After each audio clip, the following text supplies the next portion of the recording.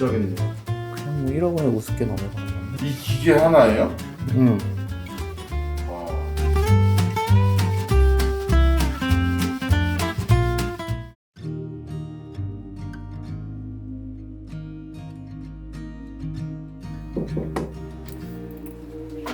오, PD님 안녕하세요. 오늘 어색하게 이렇게 들어왔네. 네, 뭔가 좀 색다르죠? 네, 많이 좀 색다르죠. 오늘 뭐 컨텐츠 뭐 어떤 거 하시기로 했어요? 오늘 영상은 지금까지 이제 하지정맥류 만성 정맥부전에 대해서 이런저런 얘기들을 좀 많이 했었는데, 실제로 제 채널을 구독해주시는 구독자분들이 실제로 제 병원에 와서 어떻게 상담을 하고 진단을 받고 치료를 하게 되는지 그 과정을 그냥 간단하게 설명을 좀 드리려고요. 네, 그럼 어떻게 가보실까요? 이 공간에서는 대기를 하시는 시간 동안에 너무 지루하지 않도록 이제 제가 그동안 찍어놓은 영상이 있죠. 영상하고 잡지도 심심하지 말라고 좀 비치를 해놨고, 혈압이 궁금하신 분은 혈압도 좀 재고 로비를 좀 구성을 해놨어요. 저희가 이제 진료 시간이 되면 안내를 하게 되고, 그럼 이제 제 진료실로 진료실에 들어와서 그 초진 기록지를 중심으로 해가지고 이야기를 하고 상담을 하고 환자분의 상태를 보게 됩니다. 보통 다리에 혈관이 막 많이 튀어나와 있고 하신 분들은 여기서 이 공간에서 다리를 좀 보게 되고요. 촉진이라고 하죠. 촉진을 해야 될 부분이 있으면 여기서 간단하게 합니다. 간단하게 하고, 그리고 나서 환자분의 이야기를 쭉 들어요. 아프다, 뭐 저리다, 뭐 이런 증상들을 얘기를 쭉 하시면, 이제 진짜 검사는 이 혈관과 관련된 검사는 초음파 검사가 제일 중요하기 때문에 그 다음에는 바로 초음파 검사를 하게 됩니다. 초음파로 검사할 수 있도록 이렇게 준비를 해놨고요. 서해부 사타구니 또는 진짜 뒤돌아서 여기 엉치나 허리까지도 좀 보는 경우가 있기 때문에 간단하게 바지, 일회용 바지로 갈아입고, 그리고 이제 초음파를 검사를 하게 되는 거죠. 이제 환자분들한테 검사하고 검사 결과를 이렇게 초음파 화면으로 보여주기도 하고, 간단하게 프레젠테이션을 하면서 환자의 상태에 대해서 이제 이야기를 하는 경우에는 이렇게 화면을 띄워서 환자한테 설명을 하고, 실제로 환자분의 다리 상태에 대해서는 이런 식으로 이제 그림에서 이제 어디 대복제 정맥에 역류가 있습니다. 그럼 여기에 이렇게 역류가 있습니다. 라고 설명을 하는 거죠. 근데 그런 거 다 일일이 설명하시면 시간 되게 오래 걸려요. 환자 한 사람 보는데 그래서 한 예약은 30분 단위로 받고 있고, 보통 길게 잡으면 1시간까지도 걸리는 분들도 있고요. 그래서 30분 정도 시간을 두고 좀 여유 있게 환자분 이야기도 하고 검사도 하고, 이렇게 검사 후에 바로 이렇게 설명까지도 좀 하고, 그렇게 좀 진행을 하고 있어요. 이제 환자분 옷 갈아입고 여기 초음파 검사를 하게 됩니다. 그래서 여기 이제 환자분이 올라가게 돼요.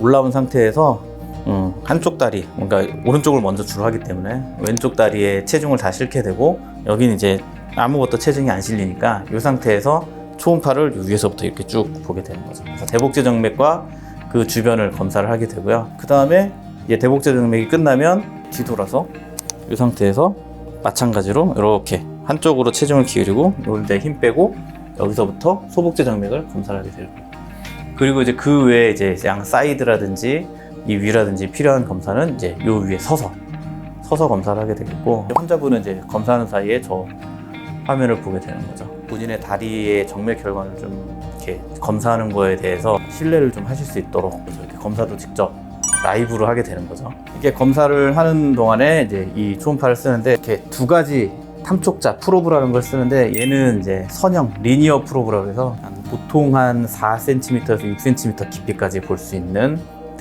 최적화된 프로브라고 보시면 되겠고, 그래서 큰 혈관은 주로 요거 대복제 정맥과 소복제 정맥 큰 혈관을 이걸로 보고요.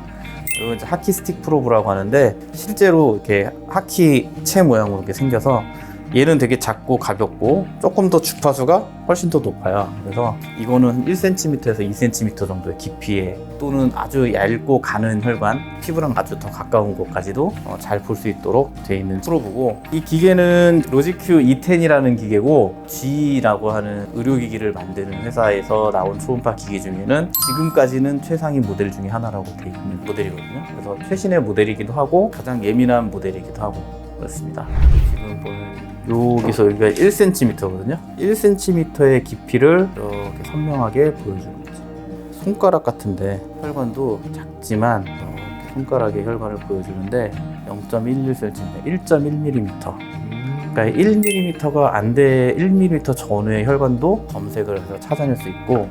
그럼 보통 당일날 치료도 가능한가요? 당일 치료도 가능하고요. 예약해서 오는 환자분들이 거의 다 하기 때문에 만약에 당일 치료를 원하시면 아침에 와서 오전에 진료를 보고 이렇게 문제가 있는 것이 발견됐다 그러면 진짜 수술이나 시술이 필요하다라고 판단이 되면 그날 할 수도 있는 거고, 만약에 검사했더니 뭐 꽝이다 쉽게 말해서 굳이 수술이나 시술이 필요 없다 그러면 이제 다른 치료를 하거나 다른 원인을 찾아보세요 하거나 아니면 뭐 경화주사나 아니면 의심되면 약이나 스타킹 좀 처방해서 그 경과를 보기도 하고 그렇죠.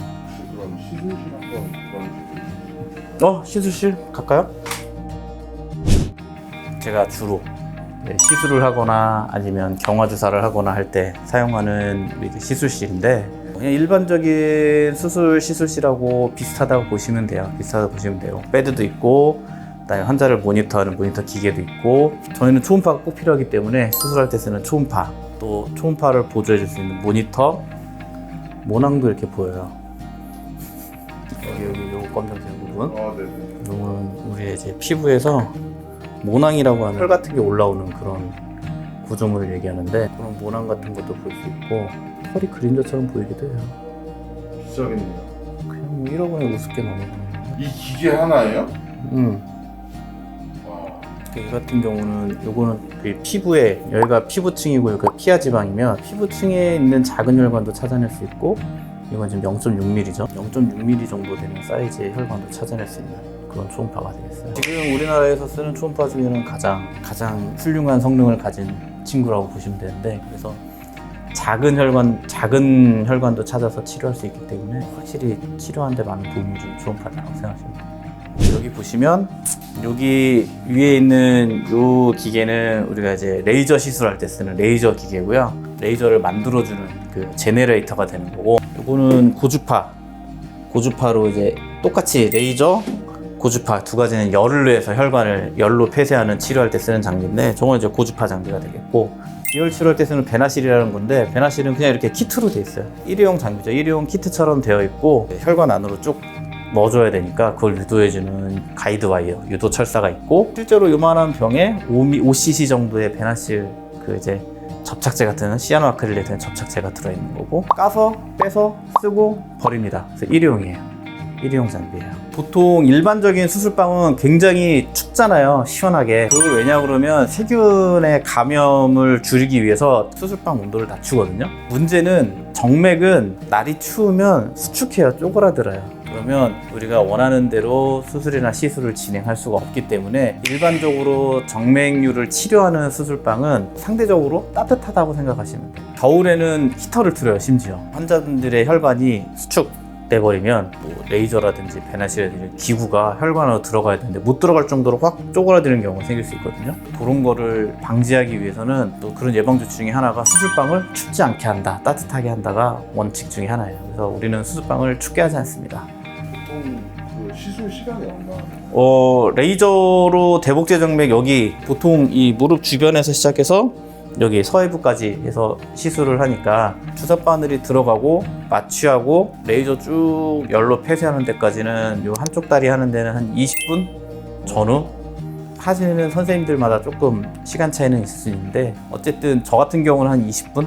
그 다음에 베나실로 한다고 하면 그것보다 시간이 더 짧죠. 한 10분에서 15분 정도면 끝날 수도 있는 정도의 시술 시간이기 때문에 그렇게 길지는 않아요.